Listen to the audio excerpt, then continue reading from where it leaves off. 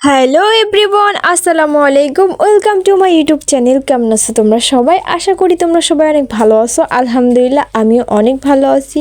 তো আজকে আমি চলে আসছি আমার একটা মিনি ব্লগ নিয়ে। তো সকালে হচ্ছে আমি ভাত ভাজতেছিলাম আর কি, ভাত ভাজা খাবো। ইদানিং কিন্তু প্রচুর শীত পড়েছে। এই 3-4 দিন হচ্ছে অনেক শীত পড়ছে, রোদই দেখা যাচ্ছে না, একদম কুয়াশা। রান্না তো দূরের কথা, সকালে উঠে খেতেও মন চায় না, যে হাত দিয়ে খাবো, পানিও চেনতে মন চায় না।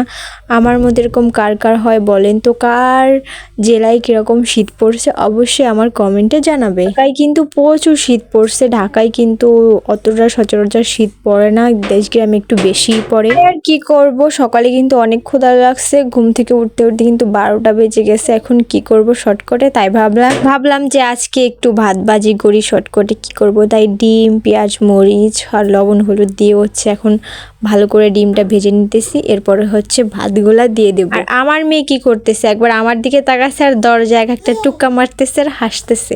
এই শীতে বাচ্চাদেরও প্রচুর সমস্যা হচ্ছে। বাইরে গেলে হচ্ছে প্রচন্ড বাতাস, ক্ষুধার জ্বালা বড় জ্বালা। শীত হোক আর যাই হোক, ক্ষুধা লাগছে যেহেতু, যে রান্না করে তো খেতেই হবে। তো আমার ভাত ভাজা অলরেডি শেষ। আমি খেয়ে দেখতেছিলাম হচ্ছে লবণ হয়েছে নাকি। লবণও হয়েছে, সবকিছু ঠিকঠাক আছে। ভাত ভাজাও খুবই মজা লাগছে। আমি এখানে হলুদ দিছিলাম কিন্তু অতটা বোঝা যাচ্ছে না হলুদ। যাই হোক না কেন, এখন আমি হচ্ছে খাওয়া দাওয়া সেরে রান্না বান্না করতে আসছি। যে একবারেই হচ্ছে কেন রান্না বান্না করে আবার সে কম্বলের ভিতর যে ঢুকবো, আর হচ্ছে বের হব না। আমি বের হতে না চাইলে কি হবে, আমার পিচ্ছি আছে না, আমার পিচ্ছিটা বের হয়ে যাচ্ছে। ওর নিচে যে খেলা করবে, এটা ধরবে ওটা ধরবে, বাইরে নিয়ে চলো, কান্না করতেছে।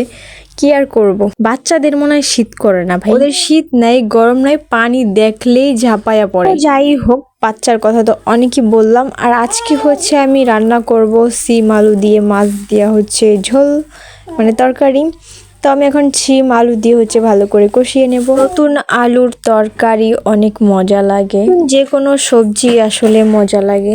এখন হচ্ছে আমি হলুদ আর লবণ দিয়ে দিয়েছি, শুকনা মরিচের গুঁড়াও দিয়েছিলাম অল্প, কারণ শুকনা মরিচের গুঁড়া খুব একটা আমরা খাই না, তাই হচ্ছে কি অল্প একটু দিয়েছিলাম। এখন হচ্ছে আমি তরকারিটাকে ভালো করে কষিয়ে নেব, যে পর্যন্ত কড়াইতে না লেগে যায়। এই কড়াইটা আমি নতুন কিনছি, তবু কিন্তু অনেক ভালো।